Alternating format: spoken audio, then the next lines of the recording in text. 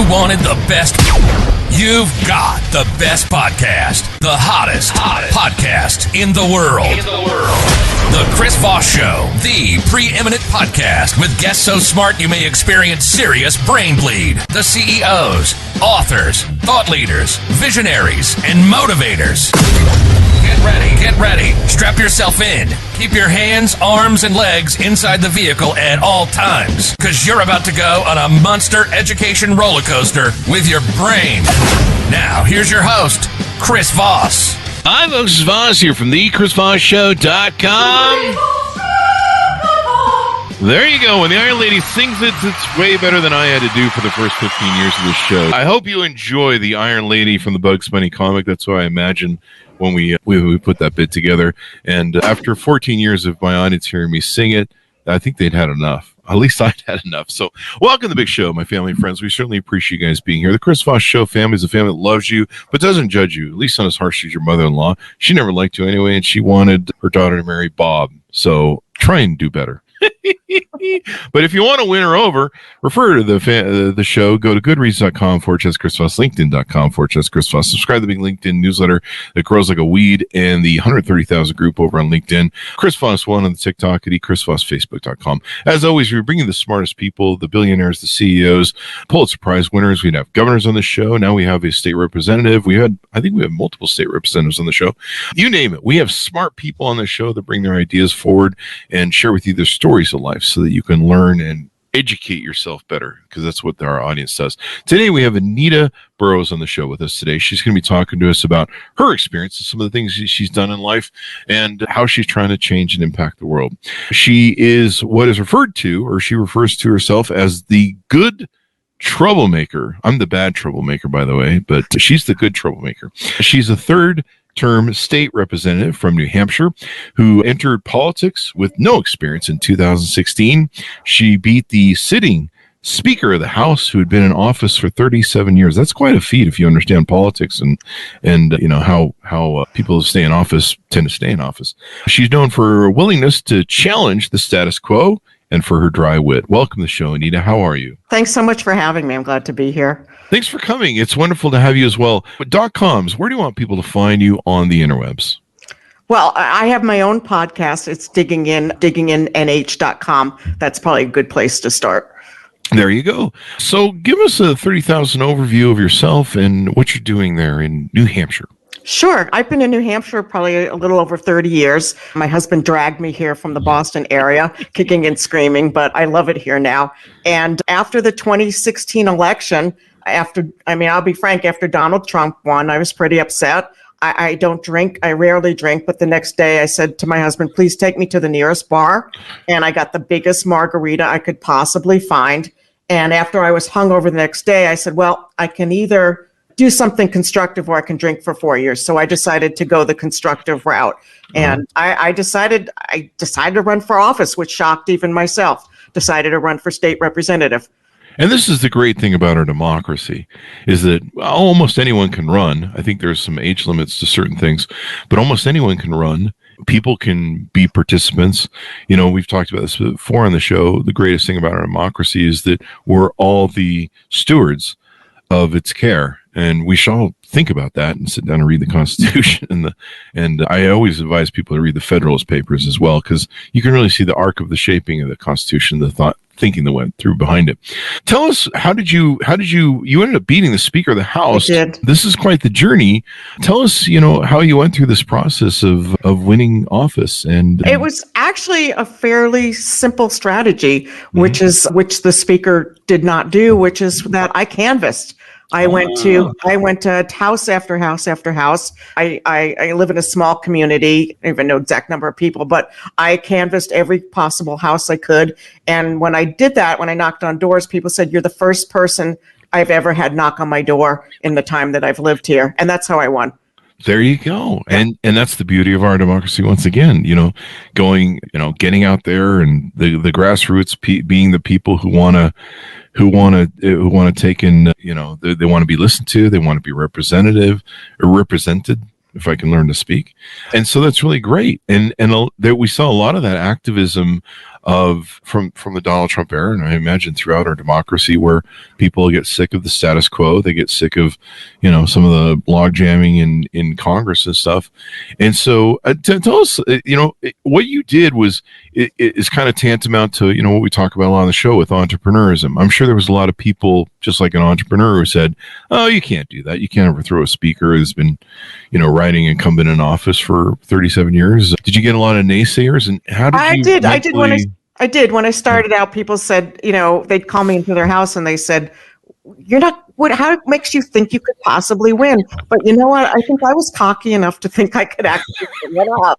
So I think you have to go into a campaign with the attitude as I'm going to win, even if it's a far-fetched thing. And I was determined to win. I knew that my opponent, again, I'm not going to say anything negative about him. He's been a public servant for all those years. He's still a selectman, but he didn't get out and talk to people. So that's why I won.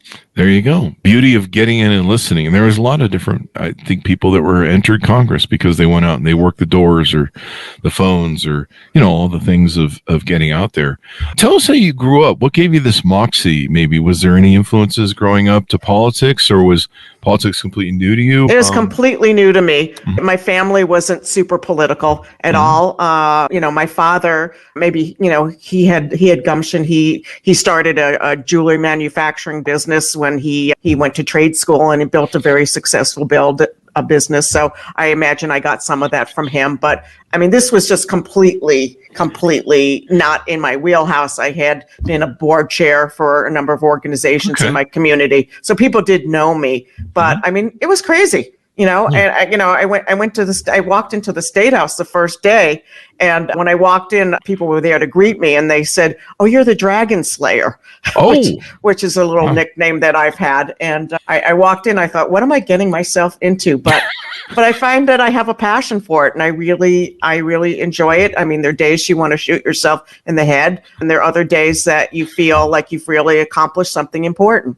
There you go. And you're in your third term now? I'm in my third term. I will be running again, and I decided I will stay in office until I start falling asleep during sessions because I'm turning 70 this year. Oh, really? Well, Yeah. There you go. Yep. What are some of the things that you find rewarding? Because we want to entice people to do what you're doing. I think I think we should get more normal people.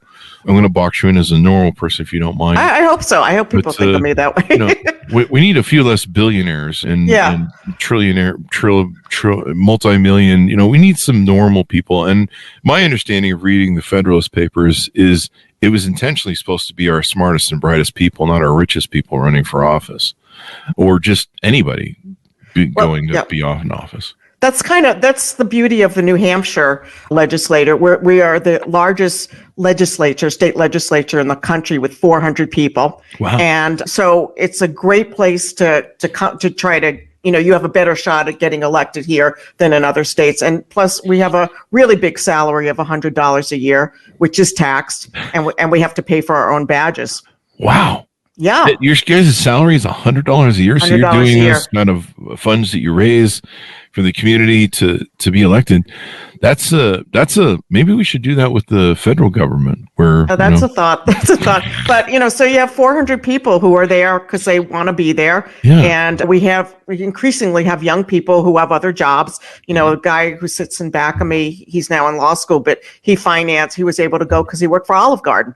As a waiter. So it's become, it's really nice to see more people who don't have gray hair in the legislature and people of all walks of life and colors of the rainbow.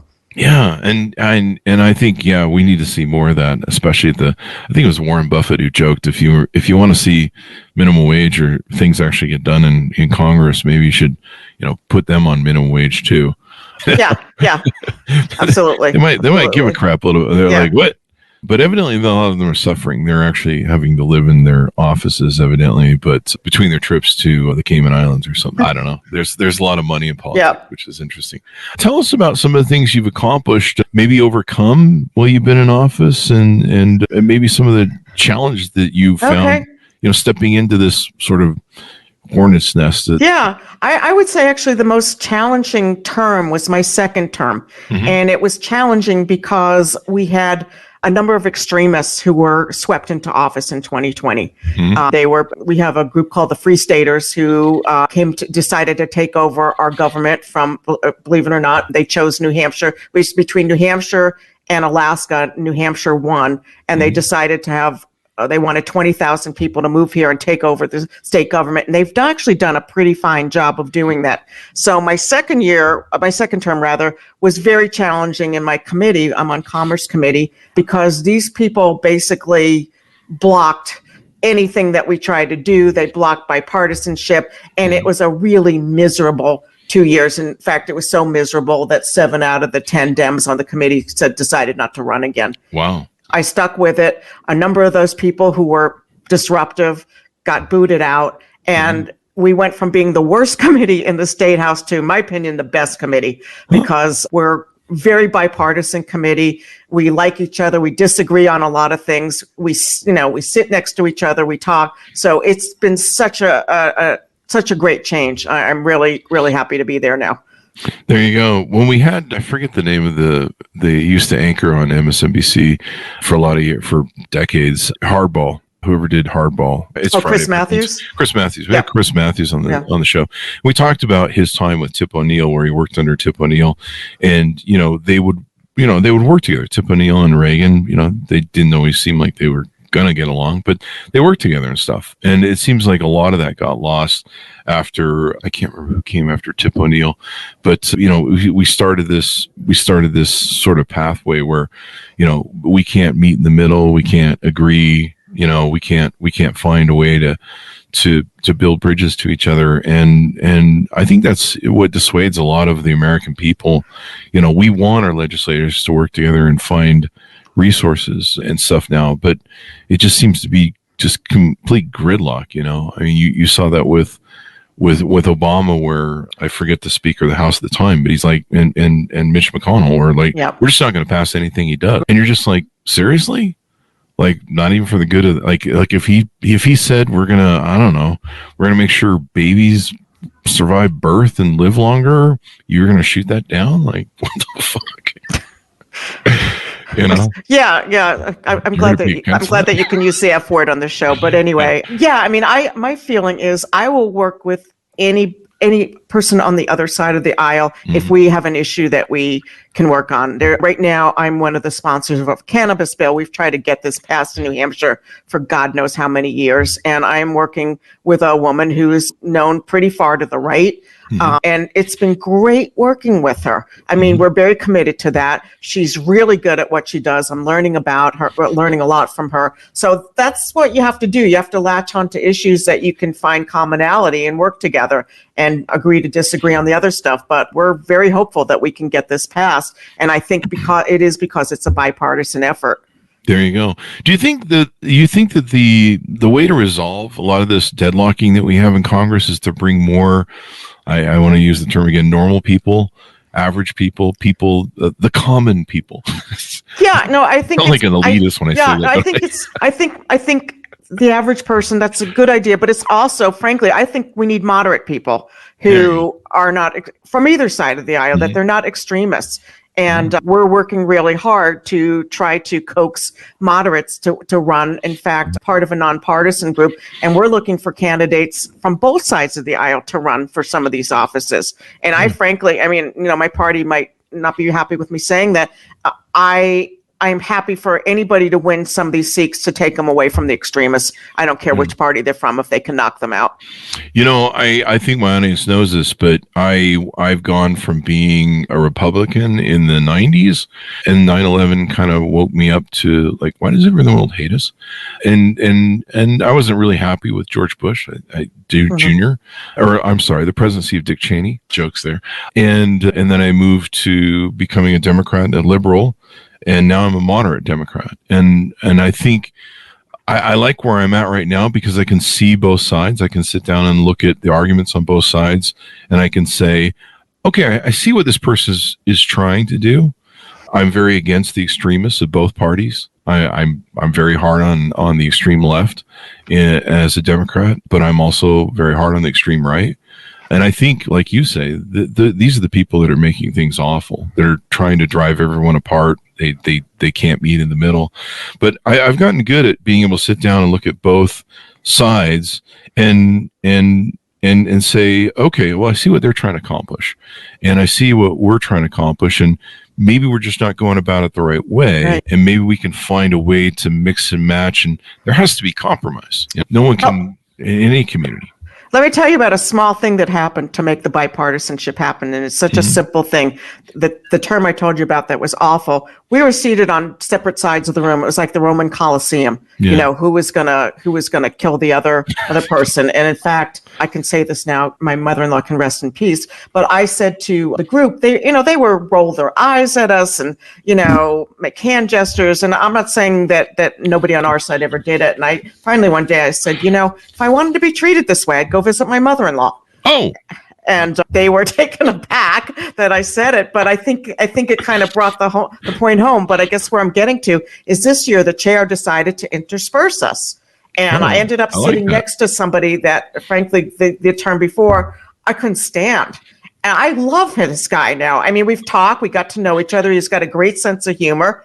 And we find commonality, and that, it's talking to each other and sitting next to each other. Yeah. That makes a huge difference. And getting probably to know each other. Like, everyone's got a family. Everyone's, got a husband or wife or kids. They care about the future of their children. That's probably usually a lot of their motivational interest is creating a better future for where we're going. And I think you're right. We need to bring more moderate people. What would you say or encourage people that, are like, I hear a lot of people say that. They're like, oh, I never want to go do that. It's just so toxic. And what would you say to encourage people to get more involved and care? One thing I'd like to invite people to come down to Concord, where our legislature is, sit in on a committee and see what it's like, and see some of the bills that we pass that make a difference in people's lives.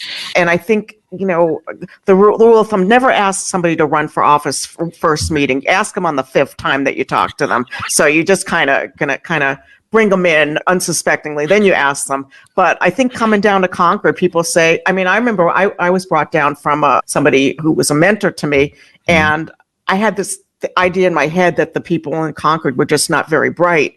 And I was stunned. I went to a couple of hearings. I was like, these people are really smart, and they know what they're doing, and they're really dedicated. So that really encouraged me to follow this path. Yeah, everybody has to make compromises and settle. I mean, it's any community in a relationship. You have to make you can't just go, it's my way or the highway. Whether it's a personal relationship. If you try and do that in your marriage, have fun with that. I did. It didn't work, but we're doing well now. It's been 30 years. There you go. Somebody figured out the compromise was good. And we have to do those human beings in our society, our communities, and work together. And sometimes things work out really great, and even though maybe one side opposes it, one of the things that's really helped me in a lot of conversations that I have with people now, if they want to have politic discussions with me, is I say, okay, we'll have a discussion about topics and ideas, but we're going to lay a foundation here. You and I aren't Republicans and Democrats. We're Americans. Okay, the Constitution is the foundation of what we are. We are both Americans. Fuck the Democrats, fuck the Republicans in our little argument we're going to have. This isn't about teams. We are on Team America. And laying that foundation seems to make a difference in the conversations I have, because I can always bring it back to, wait a second, we're both Americans. We're here to do what's good for each other. And it seems like when we set that foundation on that's really what we're about. And we used to kind of have that, It used to be us against the Russians. It used to be us against the Chinese. Now we've got Tucker Carlson over there interviewing him and playing footsies with him. Same thing with Viktor Orban. And if you understand what the arc of the intent is there, you understand the evil intent of it is disruptive to the American ideal. And that's what we need to remember. We're not in these opposing teams. What are some other things you're proud of accomplishing in Congress, or not in Congress, but your local place there? Well, I think one of the things that I feel good about my work is, again, through my podcast, and I have a blog, I'm trying to let people know what's really going on in the State House, which is that we do have these extremists, the free staters / libertarians, who are trying to undermine They're trying to minimize government. And one of the key ways that they're trying to do that in New Hampshire is through education. And we have these things called the freedom account vouchers. And what these are is that if your kid goes to private school, whether it's a religious school or if you're homeschooled, you can get up to $5,500 per kid.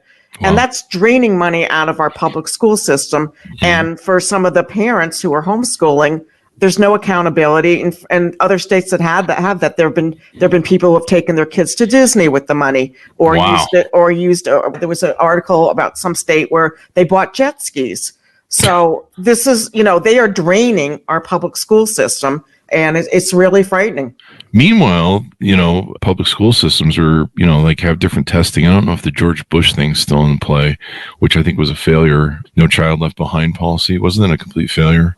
I think, if I recall rightly, it just overly tested, I think. But they're required to some sort of testing requirements. Most schools are, but somehow these voucher systems get around them. Yeah, again, with and some of the money, some of the people who are getting them were already in private school. So why are we giving them assistance for something they were already able to do? And I'll just tell you a quick story in my county. Some of these folks who were in county government were able to sell a historic courthouse that was probably worth about $250,000. They sold it to $1 to a charter school with religious ties. Wow. $1. So they're really good at what they do, and we're really doing our best to let people know in the state what's going on.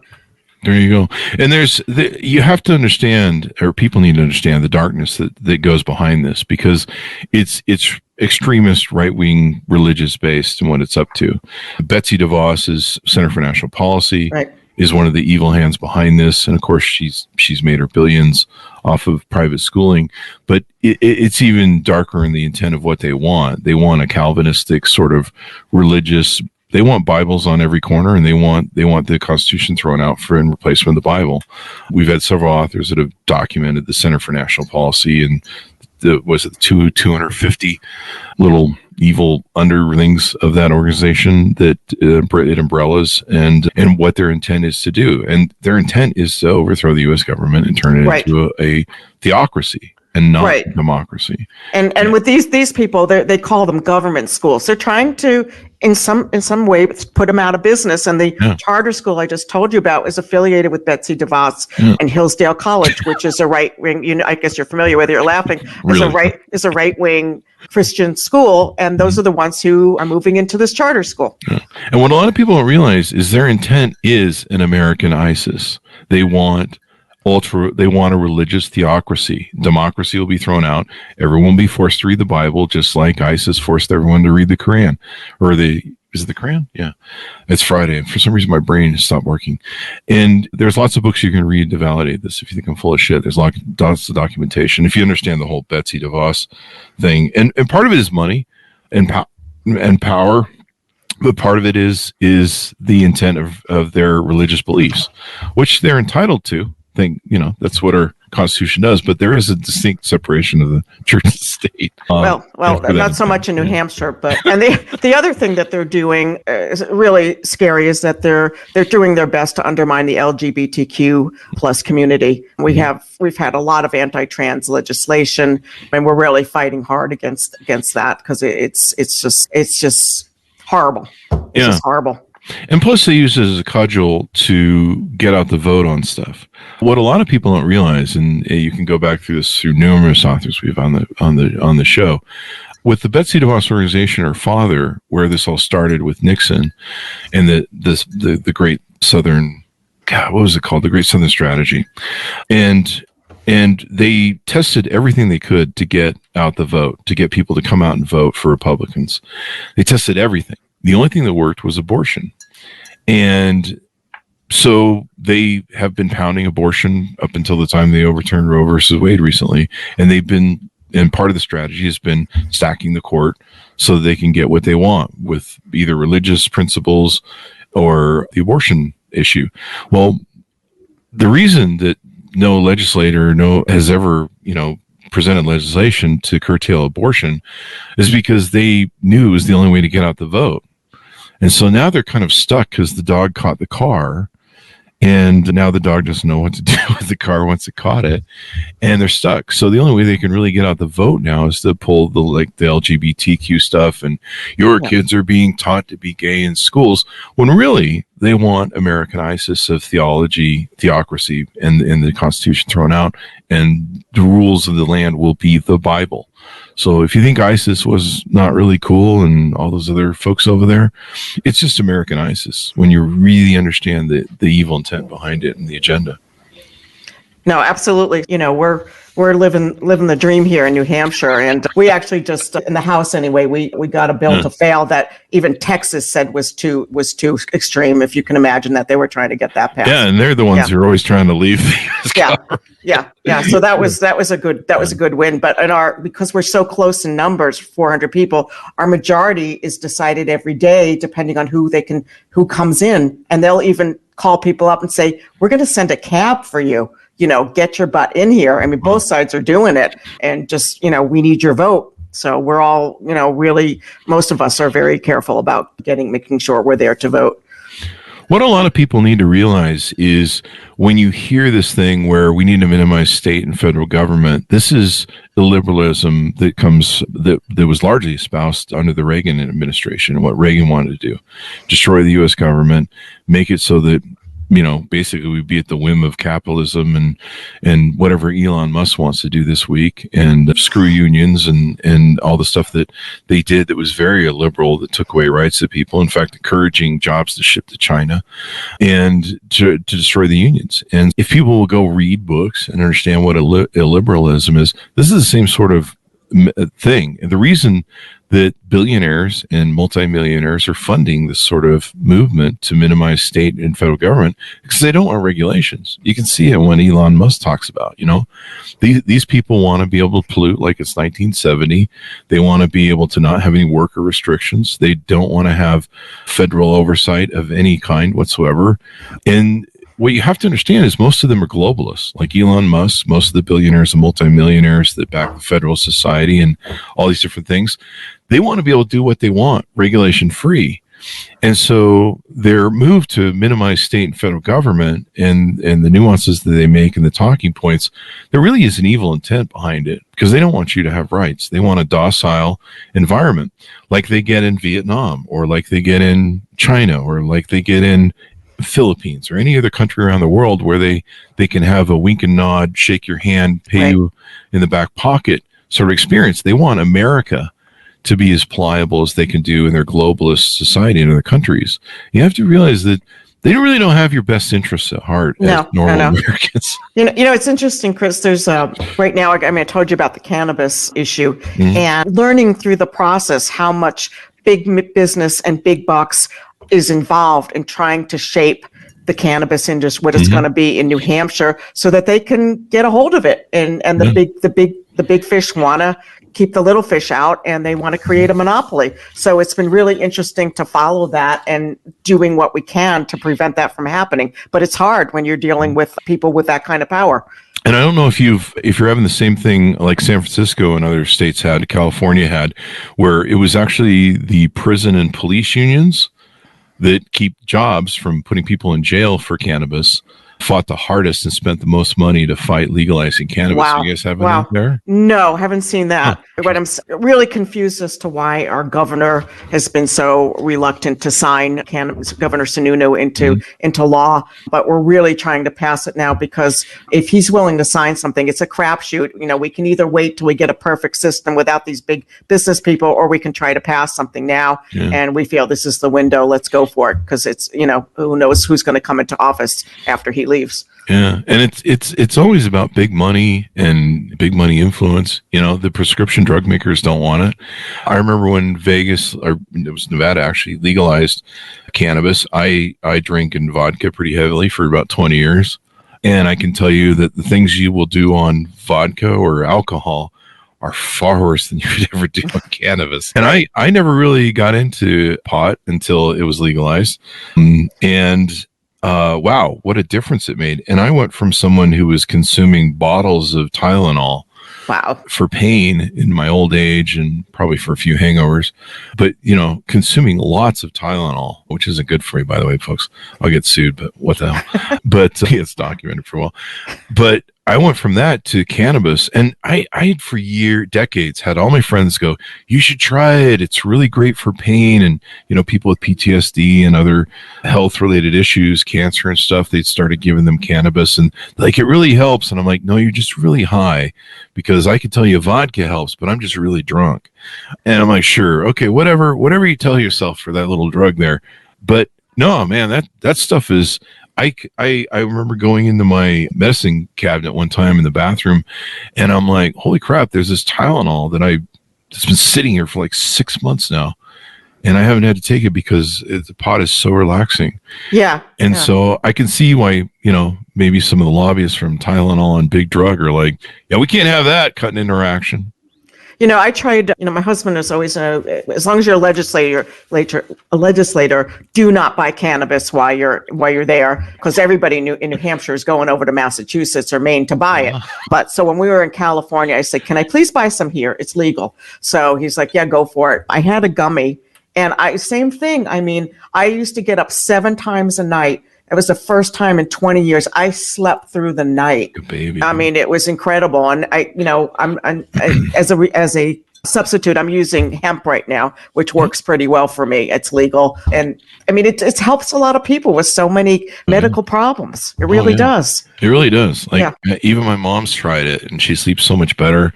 It makes such a difference, but you can see how it's natural. And while there's a lot of small entrepreneurs that got in on it in like places like Vegas and California, they opened it up. But there's always the people who are like you said, big money trying to control it, manipulate it. And we live in this interesting dichotomy of America, where we have this fascination where we love rich people and we worship them and we worship the almighty dollar. Maybe this is just a side benefit, unbridled capitalism. But I've heard that there's been research that said that one of the reasons that we really don't want to legislate so much millionaires and billionaires is because we all think we're going to be a millionaire or billionaire someday. And we're like, well, maybe we shouldn't have regulations because I'll get there someday.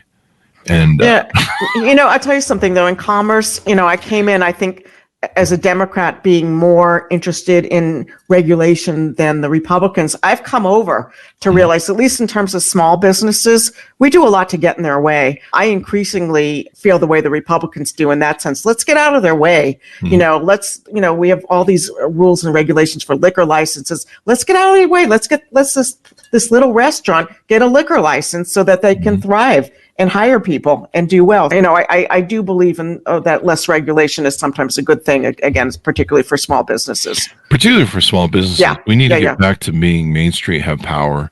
I've watched Main Street be diluted since the 80s. And, you can see the detriment in the middle class that has faded away since Ronald Reagan era. That trickle down economics check I'm still waiting for. And, it's just made more people desperate, more people broke. I think you can look at society and say one of the reasons we're off the rails and flirting with fascism and authoritarianism is because people are so damn desperate and pushed to the wall financially. And that's usually how authoritarianism and fascism happens. That's how democracy dies, is people get so broke and rode down that they're willing to take anything as long as the trains will run on time until they don't. No, absolutely. Absolutely agree with you on that. So we're at a dangerous point. I like what's going on in state legislatures. State legislatures seem to be at least more grounded what's going on at a federal level. I think, correct me if I'm wrong, but at the federal level, we have these performative sort of people that they're not really interested in legislating. If you look at what they actually put forward for bills and legislation, they don't do anything. They just, there seems to be these people that do performative stunts on social media. And, when the cameras are rolling, they're acting up and they do it to bring in donor money. They especially with these small funders. I didn't realize it until recently. I heard someone say it. I think it was on Bill Maher's show. They said the reason they act that way is because of the new advent of small donor money. And so they're literally getting, by doing these performative stunts, they can get all the crazy people that are small donors that are kind of on the extremes, will flood them with money. And they've learned that they can just keep hammering away at that, and it didn't really ever occur to me. And I'm like, holy crap, that makes sense. Because big Yeah, money. I hadn't thought about that at all, but I think it makes sense. We have that to a lesser extreme because national media doesn't often come into our legislature unless something big is going on. And the other thing is, we can actually, any person legislator can put forth a bill that can get passed. Mm-hmm. That can get passed, and it's a pretty cool thing. Yeah. And so I guess what I was setting up was, I think you'd agree with me that the sanity seems to be a little bit more at the state level, and people shouldn't be dissuaded from getting involved in government based upon some of the craziness at the federal level. Don't assume it's all sane, because we had two bills on kangaroos, one to allow them as pet kangaroos and the other to allow us to serve them as meat. And we had somebody put forth a 15-day abortion ban. You don't even know if you're pregnant at 15 weeks, it's 15 days. So it basically is banning sex. Yeah. We get a lot of crazy stuff. I mean, there are some people probably that support that should be banned for sex so they don't breed, but that's a joke I always use. I think that's true. That's a good idea. I've been known to tell people directly to their face, you really shouldn't breed. But I think you're going to take care of that on your own, the way you behave. You should be in the legislature. You're perfect for it. Yeah, I don't know. I'd probably resolve to violence and get arrested. And I would probably break down eventually. So I'll leave it to people like you with better moxie and better backbone, because I don't know.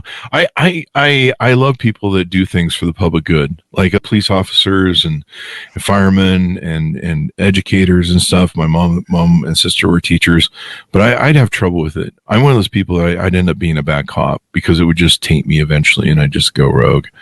And the office, my sergeant would call me in and be like, this is the third pedophile who hasn't made it back to somehow ended up in the drink and with a bullet in his head.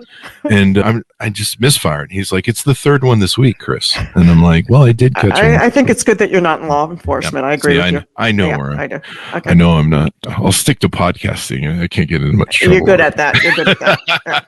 So I leave it to people like you, and I think your story encourages, or hopefully encourages, other people to get involved.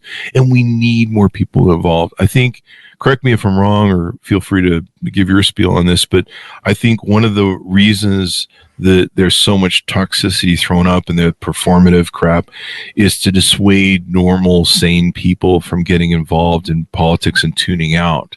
And that way, a very small electorate, a very small group of special interests can control elections. And we see that now. I mean, I really would love for us to have a law like, I think, Iceland or Greenland and other countries, where you have to show up and vote. It's a law. They'll throw you in jail if you don't vote. And I think everyone should be forced to be involved and vote, especially as lazy as Americans are, me being one of them. So, I mean, don't get dissuaded from the ugliness of politics. Get involved, because the reason it's probably ugly is because not enough people are caring, I guess. Yeah, and as I said, in a state like New Hampshire, you can really make positive changes if you're willing to do the work. Yeah. And that's the beauty of our democracy, the power of the states versus the power of the federal government, and the balance that it gives to each other. A lot of people don't understand, one of the things that saved our most recent election was the fact that the Madison and a lot of the other people who designed this realized that there could be a chance to seize power if voting was controlled by the federal government. And so they gave the power to the states. So the states had the ability to control it. And a lot of people don't realize that made a difference in 2020 in trying to seize an election. So the importance of the states being there are I don't know, you could probably say almost more important than the federal government. There's a balance there, which is kind of interesting. Well, we can mitigate some of the damage that's being done in Washington. That's how I look at it. There you go. Yeah. And states tend to be the leaders on things with, absolutely. Pot, gay marriage, and a lot of the things. They tend to be the ones that seem to be more of a reflection of what the populace is thinking. And then once they move in enough mass, it seems like SCOTUS decides to agree when it's not stacked. Well, I think the biggest challenge for us right now, I'm sure across the country, is getting young people out to vote.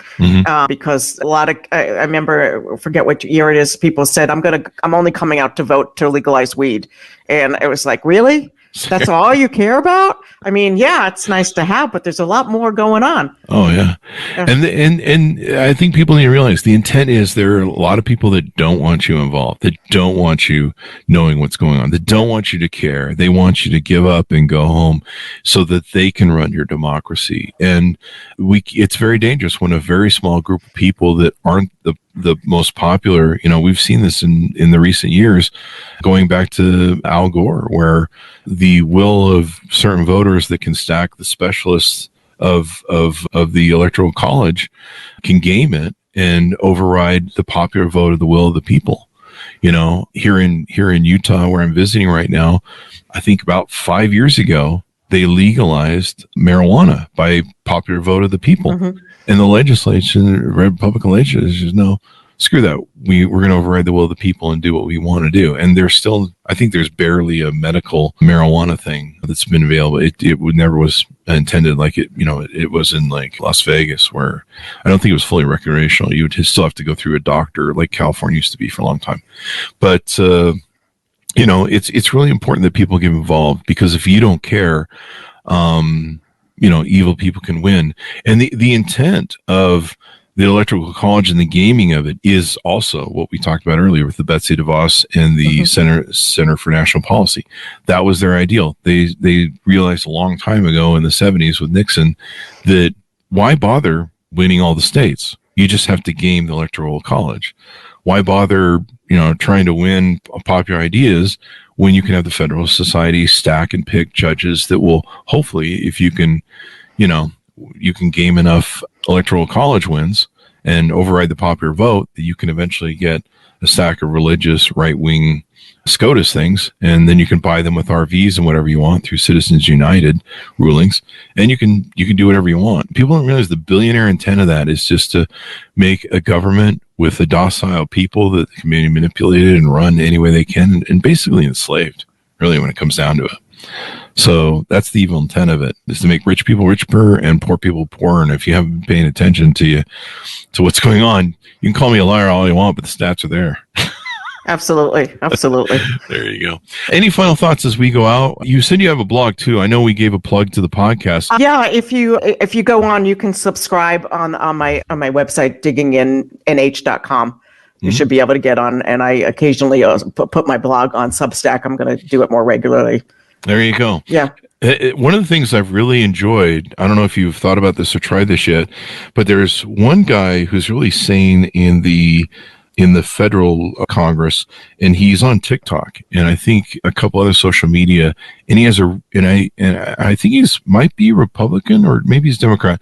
I don't know. That's kind of the interesting way he delivers it, but he delivers a straight talk, very calm, very factual. He's not ranting and trying to raise up the thing, and he does it on TikTok, and he does a really good job of it. That's awesome. Yeah, I'd love to see that.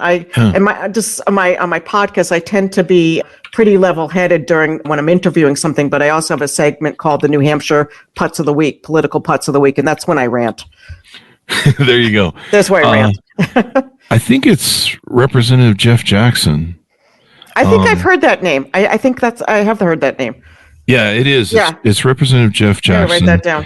And he gets on there and he talks to you in a way that you want your Congress people to talk to you. And then he talks very calm, and he goes, let me explain to you. And he tries to cut everything down to the simplest of terms of what's going on. And he tries to be as honest, I think, as he comes across as honest. And it's just so refreshing to watch his stuff. I mean, I think there's some other people that are starting to do that in the federal Congress, and TikTok is such a great place to reach out to those young voters like you talked about. But just seeing someone have that sane conversation. I actually even saw Senator Markey on TikTok, who's from Massachusetts, who's even older than me, which is old. And he did a great job on that. It's a great venue. In fact, we had the governor of Massachusetts on, who's one of the most, I'm not sure if he's still in office, one of the most popular governors in the nation, Republican Governor Charlie Baker. No, he's not in office anymore. There's a woman who's governor now. Yeah, but one of his things was trying to be bipartisan, trying to get along, and I think he was voted one of the most popular governors at the time. Yep. And just we need more people that are saying in the thing. We need more people that care, because they want you to give up, folks. They want you to turn a blind eye so that people can just control and do what they want. And we're all stewards of this democracy. You guys have heard me say this before. We are all stewards. It's each of our responsibility. Right. You're given the power to vote for a reason, because it's your democracy too. And once people convince you that it's not your democracy, you're not going to like how it turns out. It never ends well. So you know what, Chris, a really good way for people to start out if they think they want to get involved is run for local office, run for selectmen, get on your library board where they're doing crazy thing trying to ban books, selectmen, planning board. Go do that. It's a great way to start out, and then you can move on if you're enjoying it. Read the Constitution too, I would say. Read the Federalist Papers. The Federalist Papers are extraordinary to read because you see the real intent. I mean, you can read the Constitution, and it's a great document when you realize the simplicity of it and stuff. But when you go through the Federalist Papers, you really see the intent of all the designers, and like you'll hear all sorts of idiot arguments. Like somebody was arguing, I think, with me on social media the other day, and they're like, "We need to get rid of the federal government just for the state and everything." I'm like, you ever read the Federalist Papers and the explanation as to why they designed it that way? Why they because they consider both arguments at the time. So there you go. The more you know, people, the more you read, the more you educate yourself. That's important. So that's why we have guests like you on the show, Anita, and everyone else, so we can try and get everybody up to level and caring. I really appreciate the opportunity to be on, Chris. I really do. There you go. Yeah. Thank you very much, Anita, for coming on.